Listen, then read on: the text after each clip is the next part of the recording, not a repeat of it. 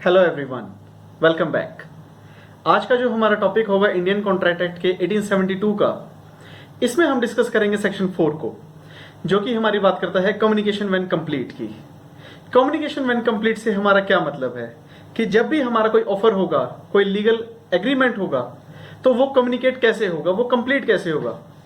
हम कोई भी जनरल ऑफर, अगर हम मान लीजिए कि जो हमारी नॉर्मल लाइफस्टाइल में भी कोई भी हम ऑफर करते हैं, तो उसके लिए हम कम्युनिकेट जरूर करते हैं। तो उसके लिए बेसिकली दो बातें होती हैं। सबसे पहली बात कि वो इंटर प्रेजेंटीज होती है, और दूसरी बात इंटर एक्सेप्टीज होती है। जो पहला पॉइंट है इंटर प्रेजेंटी का, इसका मतलब क्या है? इंटर प्रेजेंटी से मतलब है कि जब भी कोई भी एग्रीमेंट होगा, वो दो पार्टीज आमने सामने बैठकर करती हैं, बाय सिटिंग इन फ्रंट, तो वो होता है हमारा इंटर प्रेजेंटीज का। और जो इंटर एक्सेप्टेंसीज का है, उससे क्या मतलब है? उसका मतलब ये है कि जब भी कोई भी ऑफर या एग्रीमेंट कम्युनिकेट होगा, वो बाय मेल हो सकता है, बाय टेलीग्राम हो सकता है, बाय पोस्ट हो सकता है, बाय मैसेज हो सकता है, एंड बाय ईमेल हो सकता है, बाय फोन कॉल हो सकता है। मल्टीपल वेज है। बेसिकली कहने का मतलब जो आमने सामने ना बैठकर हो, किसी फर्दर कम्युनिकेशन के थ्रू हो, किसी और मोड के थ्रू, तो वो हमारा इंटर एक्सेप्टीज का ऑफर बन जाता है। तो जो हमारा इंटर प्रेजेंटीज का रूल है, बेसिक रूल क्या बोलता है हमारा? वो ये बोलता है कि the rule in this case is acceptance is complete where it is heard और रिसीव्ड बाय द प्रपोजर। कहने से क्या मतलब? इस लाइन का जो बेसिकली मतलब है, मेरा और आपका एक एग्रीमेंट हो रहा है, आपने ऑफर किया, मैं उसको एक्सेप्ट करता हूं, और उस एक्सेप्टेंस के लिए मैं आपको एक कम्युनिकेट करता हूं। मान लीजिए कि हम दिल्ली में बैठे हैं, दिल्ली में हम कनॉट प्लेस में बैठे हैं, तो कनॉट प्लेस में बैठ के हम आमने सामने किसी कैफे में, अपने ऑफिस में बैठ करके कोई एग्रीमेंट कर रहे हैं, तो वो उस जो प्लेस पे हम एग्रीमेंट कर रहे हैं, जहां पर आप बैठे हैं, तो वहां की वो जुरिस्डिक्शन मानी जाएगी, ना कि मेरी, क्योंकि आपकी तरफ से वो एक्सेप्टेंस हुई है, मैंने एक्सेप्ट किया है, मैंने आपको कम्युनिकेट किया है, तो बेसिकली फाइनल कम्युनिकेशन आपकी तरफ से हुई एक्सेप्टेंस, तो वो आपकी जुरिस्डिक्शन बनती है। तो फिर एक केस हुआ था बेसिकली इसमें, Entores limited versus Miles Far East Corporation 1955 का केस है। ये क्वींस बेंच का केस है। इसमें बेसिकली क्या हुआ, एक ऑफर किया गया था टेलेक्स के द्वारा इंग्लैंड से हॉलैंड में ऑफर किया गया वो। तो उसमें क्या हुआ कि उसमें क्वेश्चन ये अराइज हुआ था, ऑफर वो कंप्लीट हो गया, तो उसमें ये अराइज हुआ था कि जुरिस्डिक्शन कहां की है। तो उसमें जो क्वीन बेंच था, उसने ये हेल्ड किया कि जहां पर आपने उसको कम्युनिकेट किया है, जहां पर बैठ करके आपने वो कम्युनिकेशन की है हॉलैंड में, तो वहां की वो जुरिस्डिक्शन मान ली जाएगी। लेकिन इसमें एक बात जरूर ध्यान रखिएगा कि जो कम्युनिकेशन है वो अगर वाया फोन कॉल हो रही है, या फिर अगर मान लीजिए कि हम एक इसका एग्जांपल दूंगा, पहले फोन कॉल का है कि फोन कॉल हो रही है, मैं आपसे फोन पे बात कर रहा हूं, तो वो फोन कॉल बीच में डिस्कनेक्ट हो गया, तो वो कम्युनिकेशन नहीं होगा।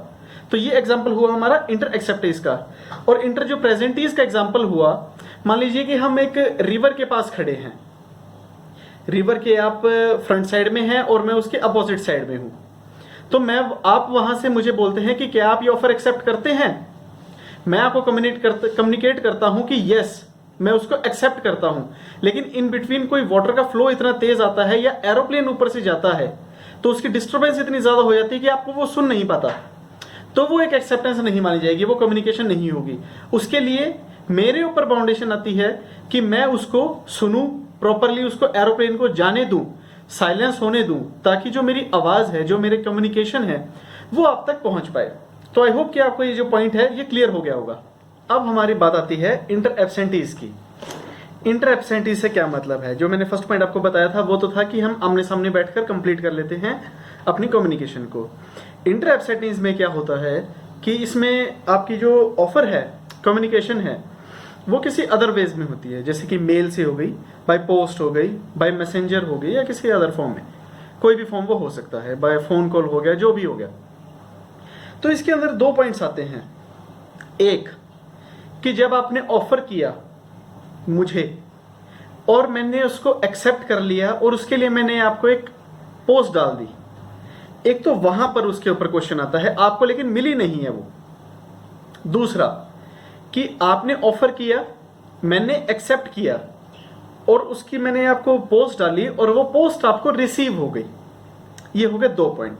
आई होप कि आपको ये 2 पॉइंट क्लियर हो गए होंगे जो मैं आपको बताना चाह रहा हूं। सबसे पहले लेते हैं पहला पॉइंट कि जो मैंने आपको बताया कि आप पोस्ट, आपने मुझे ऑफर किया, मैंने उसे एक्सेप्ट किया और मैं उसके लिए पोस्ट डालता हूं, पोस्ट आपको मिलती नहीं है तो क्या होगा।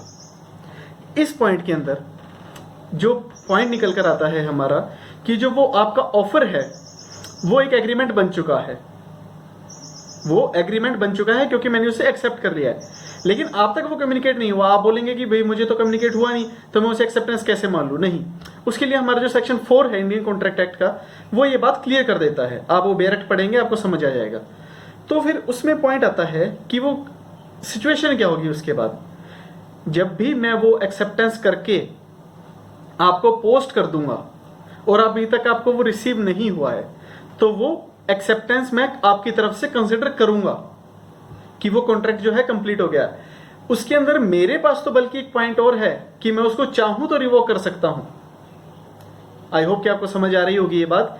मेरे साइड पर उस पर सॉलिड पॉइंट है, क्योंकि आपको रिसीव नहीं हुआ तो मैं समझूंगा कि मैंने वो पोस्ट कर दिया तो वो रिसीव हो चुका है, क्योंकि हमारा लॉ भी ये बोलता है जब भी किसी पार्टीज को नोटिस जाता है तो वो नोटिस जिस दिन पोस्ट में डलता है तो उस दिन से वो लिमिटेशन पीरियड काउंट होता है, ना कि जब वो आपको रिसीव होता है। तो उस पॉइंट से भी आप इसको रिलेट कर सकते हैं। फिर आता है दूसरा पॉइंट कि आपको वो जो मैंने लेटर किया वो रिसीव हो गया, तो वो सिचुएशन क्या है।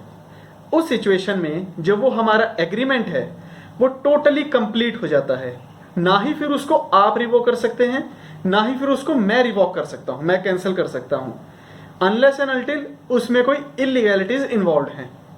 याद रखिएगा एक बात को, लीगैलिटी जरूर होनी चाहिए एक एग्रीमेंट में।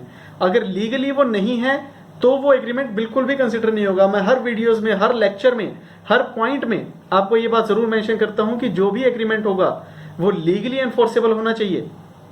तो उसके बाद हमारा एक केस हुआ था, फिर उसमें इंग्लिश लॉ का बेसिकली केस है, Household Fire and Carrier Insurance Company versus Grant का।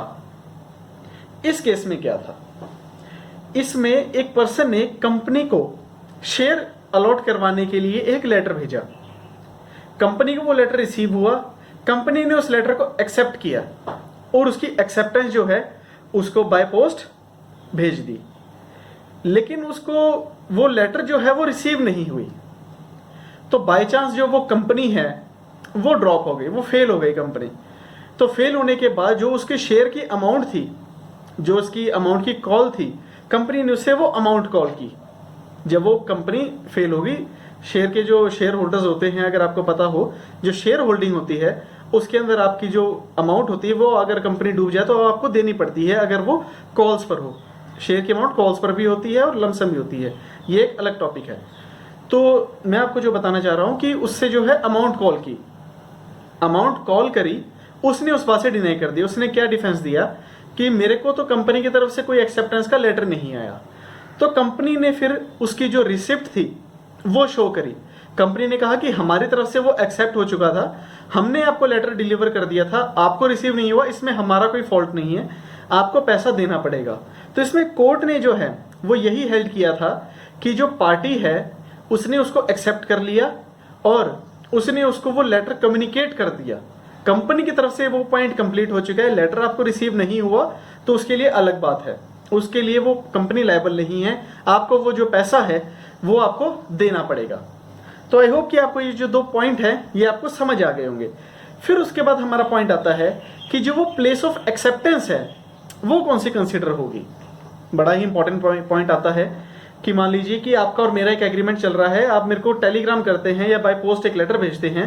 मैं दिल्ली रहता हूं वैसे, तो मैं एक दिन चंडीगढ़ चला जाता हूं, चंडीगढ़ से मैं आपके साथ एग्रीमेंट करता हूं और आप मेरे को यूपी से आप लेटर भेजते हैं, यूपी से आप लेटर भेजते हैं मेरे को। फिर क्या होता है कि वो लेटर की जो है आप मेरे को यूपी चंडीगढ़ भेज देते हैं, तो उसकी जुरिस्डिक्शन क्या बनेगी, क्योंकि आपने तो भेजा चंडीगढ़ है, वो मैं तो दिल्ली रहता हूं, लेकिन हमारा सेक्शन 4 जो है वो बोलता है कि जहां पर वो बंदा है जिसको लेटर गया है वो जुरिस्डिक्शन बनेगी। तो बेसिकली सेक्शन 4 जो है हमारे चीज में कंफ्यूजिंग है। तो इसके लिए केस हुआ था भगवान दास गोवर्धन दास वर्सेस गिरधारी लाल का, बड़ा ही इंपॉर्टेंट केस है। इस केस में सुप्रीम कोर्ट ने जो ऑब्जर्व किया वो देखा कि जब ये कंट्रोवर्सी आपकी आ रही है तो जिसके लिए कि हमारा जो इंडियन कॉन्ट्रैक्ट एक्ट है वो भी क्लियर नहीं कर पा रहा है, और उसके अंदर जो सेक्शन 4 है उसका पैरा 2 है वो भी इस बात को क्लियर नहीं कर पा रहा है। तो उसके लिए सुप्रीम कोर्ट ने फिर एक जो केस लॉ देखा है, जो कि मैं आपसे पीछे डिस्कस किया है, वो है Household fire carriage company versus grant का। बेशक ये इंग्लिश लॉ का केस है, इंग्लिश लॉ का केस है, हमारा इंडियन कॉन्ट्रैक्ट एक्ट इससे बिल्कुल अपोजिट है। हमारे इंडियन कॉन्ट्रैक्ट एक्ट में इसकी बात फॉलो नहीं होती, लेकिन ड्राइव तो उसी से हुआ है हमारा इंडियन कॉन्ट्रैक्ट एक्ट। तो सुप्रीम कोर्ट ने उसको जो है केस को रीड किया और उसकी अथॉरिटी को लगाया, बकायदा उसकी जो है ये बात जानते हुए कि जो हमारा इंडियन कॉन्ट्रैक्ट एक्ट है उस चीज को मानता नहीं, लेकिन सुप्रीम कोर्ट के पास डिस्क्रिप्शन है, वो उसको कंसिडर कर रहा है क्योंकि हमारा लॉ उस बात के लिए क्लियर नहीं है। तो उसमें बेसिकली क्या हेल्ड किया सुप्रीम कोर्ट ने कि जो एक्सेप्टेंस है, जिस प्लेस से वो कम्युनिकेट हो रही है, याद रखिएगा जिस प्लेस से वो कम्युनिकेट हो रही है एक्सेप्टेंस, वो प्लेस उसकी वो कंसिडर कर ली जाएगी, ना कि जहां पर वो दूसरी प्लेस है। तो इसमें यही बात थी कि where the acceptance has been put in the transmission and that will decide the jurisdiction. तो इसमें यही बात है कि जो जुरिसडिक्शन है, जिस जगह से वो ट्रांसमिशन से स्टार्ट हुआ है, वो पॉइंट उसमें कंसिडर की जाएगी। बिसाइड्स ऑफ दैट कि जो हमारा इंग्लिश लॉ और इंडियन कॉन्ट्रैक्ट एक्ट है वो बिल्कुल ही इससे अपोजिट जाता है इंडियन कॉन्ट्रैक्ट एक्ट, लेकिन सुप्रीम कोर्ट ने इस बात पे हेल्प किया था कि जो जहां से ट्रांसमिशन हो रही है तो वो पॉइंट उसमें कंसिडर होगा, वहां की वो जुरिसडिक्शन बनेगी। फिर उसके बाद एक पॉइंट आती है कि लेटर अगर बीच में लॉस्ट हो गया तो क्या होगा। अगर लेटर बीच में लॉस्ट हो गया तो इसमें पॉइंट है even if the letter is lost proposer is bound by the acceptor. जो प्रपोजर है वो एक्सेप्टर से बाउंड हो जाएगा। मान लीजिए जैसे मैंने आपको बताया था कि आपने मुझे प्रपोजल दिया एक और मैंने एक्सेप्ट कर लिया उसको, मैंने लेटर किया, वो लेटर लॉस हो गया, तो आप बाउंड हो जाएंगे उस बात से। तो उसके लिए हमारा एक केस है Kalu Ram Keshwani versus state of MP का, एमपी हाई कोर्ट का केस है 1966 का। एक और केस है हमारा JK enterprises versus state of MP का। ये दो हमारे केस हैं, लैंडमार्क केसेस हैं। तो इसमें यही हेड हुआ था कि जो हमारा लेटर है अगर वो लॉस्ट हो गया है तो प्रपोजर जो है वो उससे बाउंड हो जाएगा। लेकिन जो हमारा ये केस है JK enterprise versus state of MP, इसमें एक बात और हेल्ड हुई थी कि जो वो आपने लेटर भेजा है वो एक प्रॉपर एड्रेस पर होना चाहिए। अगर आपने उसको रॉन्ग एड्रेस पर शिप किया है तो वो पॉइंट वैलिड नहीं होगा, तो आपका डिफेंस है वो इनवैलिड हो जाएगा। तो बेसिकली आज के हमारे लेक्चर में यही था कि हमारी जो कम्युनिकेशन है वो किस किस फॉर्म में होनी चाहिए और जो जुरिसडिक्शन है वो कैसे होगी, और उसका जो डिस्प्यूट अराइज होता है तो उसके ऊपर भी मैंने आपको केस बताया, और अगर लेटर गुम हो जाता है तो उसके ऊपर भी मैंने आपको इंपॉर्टेंट पॉइंट्स बताए हैं विद केस लॉस। तो आई होप कि आपको जो ये पॉइंट्स हैं सारे के सारे समझ आ गए होंगे। समझ आ गए हैं तो एक बार वीडियो को लाइक जरूर कर दीजिएगा, नए हैं तो चैनल को सब्सक्राइब कीजिएगा, अपनी फैमिली और फ्रेंड के साथ शेयर जरूर कीजिएगा। जो कि मैं हर बार बोलता हूँ कि लॉ जानना सबका अधिकार है।